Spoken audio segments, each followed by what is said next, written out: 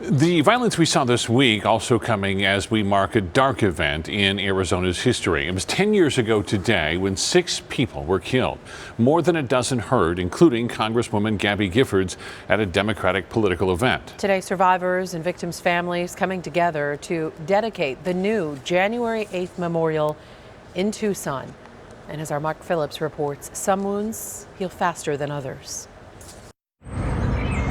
January 8, 2011 began much like today. Sunny skies, brisk temperatures, beautiful weather. It took 19 seconds to turn it into one of the darkest days in the state's history.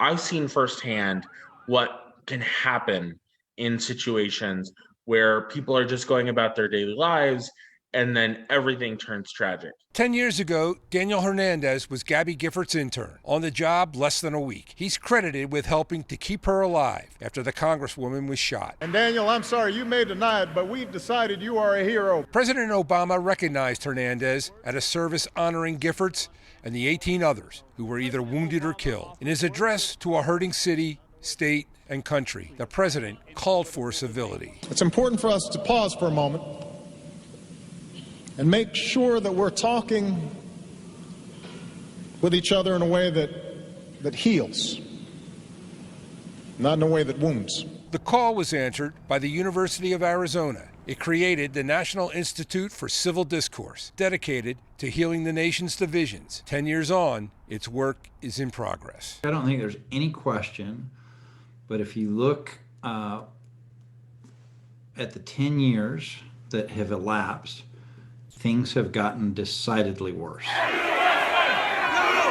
Allard was referring to the events of the week. Armed protesters storming the U.S. Capitol. The goal to overturn an election at the expense of democracy. The most disturbing thing about it is they are continuations of trends that started about 40 years ago. Or the right of the people peaceably to assemble. No one knows that better than Gabby Giffords. Watching the Capitol uprising, she tweeted, "As I sat waiting for information about Mark Kelly's safety today, I couldn't stop thinking about what you must have gone through 10 years ago this week." In an opinion piece for the New York Times, Gifford asks, "How do you grieve what is lost, but move on with determination?"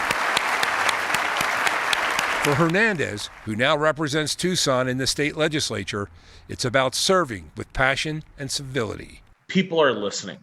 So I always try and be mindful, although I admit I'm not perfect. Bill Badger.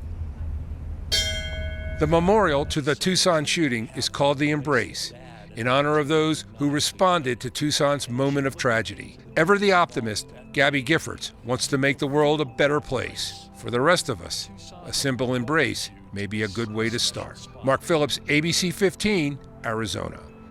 Former Congresswoman Giffords again reflecting on Twitter this morning, saying, quote, "My recovery has taught me to celebrate even small victories and treat every day as a new opportunity. To achieve a safer America, we must continue our work through the next decade and beyond." Governor Doug Ducey also marking today with a commendation for Giffords and the 18 other victims, asking Arizonans to take a moment to remember everyone impacted that day.